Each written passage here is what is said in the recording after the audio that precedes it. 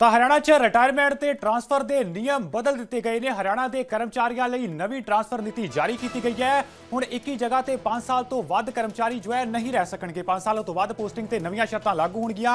Retirement ਤੋਂ 1 ਸਾਲ ਪਹਿਲਾਂ ਤੱਕ ਹੀ ਜੋ ਹੈ ਪੋਸਟਿੰਗ 'ਚ ਰਾਹਤ ਮਿਲੇਗੀ। ਰਿਟਾਇਰਮੈਂਟ ਨੇੜੇ ਹੈ ਤਾਂ 5 ਸਾਲ ਤੋਂ ਵੱਧ ਕਾਰਜਕਾਲ ਦੀ ਛੂਟ ਮਿਲਦੀ ਹੋਈ ਨਜ਼ਰ ਆਏਗੀ। ਜ਼ਾਹਰ ਤੌਰ ਤੇ ਸਮਝਣਾ ਬਹੁਤ ਜ਼ਰੂਰੀ ਹੈ ਕਿ ਜੇ ਤੁਹਾਡੀ ਰਿਟਾਇਰਮੈਂਟ 'ਚ 1 ਸਾਲ ਦਾ ਸਮਾਂ ਮਿਲਿਆ ਤਾਂ ਤੁਹਾਨੂੰ ਰਾਹਤ ਮਿਲ ਸਕਦੀ ਹੈ ਕਿ ਤੁਸੀਂ ਇੱਕੋ ਜਗ੍ਹਾ ਤੇ 5 ਸਾਲ ਤੱਕ ਟਿਕੇ ਰਹਿ ਸਕਦੇ ਹੋ। ਪਰ ਜੇ ਰਿਟਾਇਰਮੈਂਟ ਦਾ ਸਮਾਂ ਤੁਹਾਡਾ 2 ਸਾਲ 3 ਸਾਲ ਜਾਂ ਉਸ ਤੋਂ ਜ਼ਿਆਦਾ ਹੈ ਤਾਂ ਤੁਸੀਂ ਇੱਕੋ ਜਗ੍ਹਾ ਤੇ 3-5 ਸਾਲ ਤੱਕ ਨਹੀਂ ਰਹਿ ਸਕਦੇ। ਜ਼ਾਹਰ ਤੌਰ ਤੇ ਟ੍ਰਾਂਸਫਰ ਤੇ ਇਹ ਨਵੇਂ ਬਦਲਾਅ ਜਾਰੀ ਕੀਤੇ ਗਏ ਨੇ। ਬਦਲਾਅ ਨੀਤੀ ਕੀਤੀ ਗਈ ਹੈ। ਹਰਿਆਣਾ 'ਚ 5 ਸਾਲ ਤੋਂ ਵੱਧ ਪੋਸਟਿੰਗ ਤੇ ਨਵੀਆਂ ਸ਼ਰਤਾਂ ਲਾਗੂ ਕੀਤੀਆਂ ਗਈਆਂ ਨੇ ਕਿ ਇੱਕ ਕਰਮਚਾਰੀ 5 ਸਾਲ ਤੋਂ ਵੱਧ ਨਹੀਂ ਰਹਿ ਸਕਦਾ।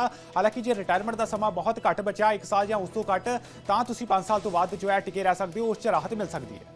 ਤਾਂ ਹਰਿਆਣਾ ਦੇ ਵਿੱਚ ਰਿਟਾਇਰਮੈਂਟ ਤੇ ਟ੍ਰਾਂਸਫਰ ਨਿਯਮ ਬਦਲੇ ਗਏ ਨੇ। ਹਰਿਆਣਾ ਦੇ ਕਰਮਚਾਰੀਆਂ ਦੇ ਲਈ ਨਵੀਂ ਟ੍ਰਾਂਸਫਰ ਨੀਤੀ ਜਾਰੀ ਕਰ ਦਿੱਤੀ ਗਈ ਹੈ। ਹੁਣ ਇੱਕ ਹੀ ਜਗ੍ਹਾ ਤੇ 5 ਸਾਲ ਤੋਂ ਵੱਧ ਨਹੀਂ ਰਹਿ ਸਕਦੇ ਕਰਮਚਾਰੀ।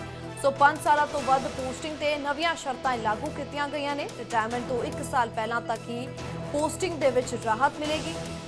ਤੇ ਗੱਲਬਾਤ ਕਰਦੇ ਹਾਂ, ਸਾਡੇ ਸਹਿਯੋਗੀ ਅੰਕਿਤ ਦੁਦਾਨੀ ਸਾਡੇ ਨਾਲ ਜੁੜ ਚੁੱਕੇ ਨੇ। ਅੰਕਿਤ, 5 ਸਾਲਾਂ ਤੋਂ ਵੱਧ ਪੋਸਟਿੰਗ ਤੇ ਨਵੀਆਂ ਸ਼ਰਤਾਂ ਲਾਗੂ ਕੀਤੀਆਂ ਗਈਆਂ ਨੇ। ਹੋਰ ਕੀ कुछ शर्तां दे विच जिक्र किया गया?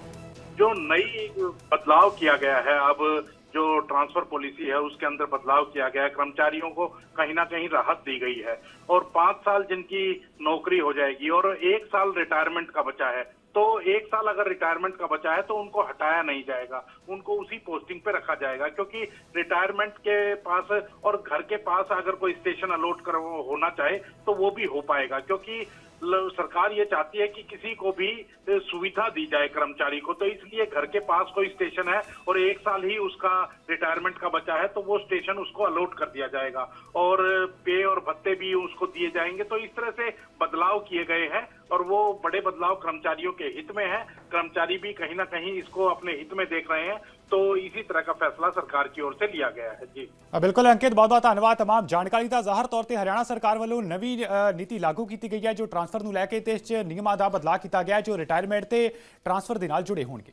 ਤਾਂ ਹਰਿਆਣਾ 'ਚ ਰਿਟਾਇਰਮੈਂਟ ਤੇ ਟ੍ਰਾਂਸਫਰ ਦੇ ਨਿਯਮ ਬਦਲ ਦਿੱਤੇ ਗਏ ਨੇ। ਹਰਿਆਣਾ ਦੇ ਕਰਮਚਾਰੀਆਂ ਲਈ ਨਵੀਂ ਟ੍ਰਾਂਸਫਰ ਨੀਤੀ ਜਾਰੀ ਕੀਤੀ ਗਈ ਹੈ। ਹੁਣ ਇੱਕ ਹੀ ਜਗ੍ਹਾ ਤੇ 5 ਸਾਲ ਤੋਂ ਵੱਧ ਕਰਮਚਾਰੀ ਜੋ ਹੈ ਨਹੀਂ ਰਹਿ ਸਕਣਗੇ। 5 ਸਾਲਾਂ ਤੋਂ ਵੱਧ ਪੋਸਟਿੰਗ ਤੇ ਨਵੀਆਂ ਸ਼ਰਤਾਂ ਲਾਗੂ ਹੋਣਗੀਆਂ।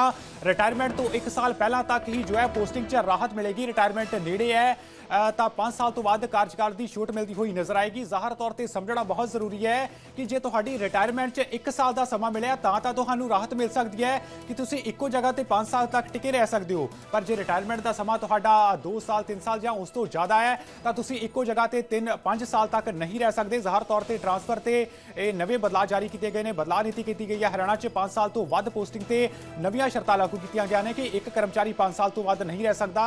ਹਾਲਾਂਕਿ ਜੇ ਰਿਟਾਇਰਮੈਂਟ ਦਾ ਸਮਾਂ ਬਹੁਤ ਘੱਟ ਬਚਿਆ 1 ਸਾਲ ਜਾਂ ਉਸ ਤੋਂ ਘੱਟ ਤਾਂ ਤੁਸੀਂ 5 ਸਾਲ ਤੋਂ ਵੱਧ ਜੋ ਹੈ ਟਿਕੇ ਰਹਿ ਸਕਦੇ ਹੋ। ਉਸ 'ਚ ਰਾਹਤ ਮਿਲ ਸਕਦੀ ਹੈ।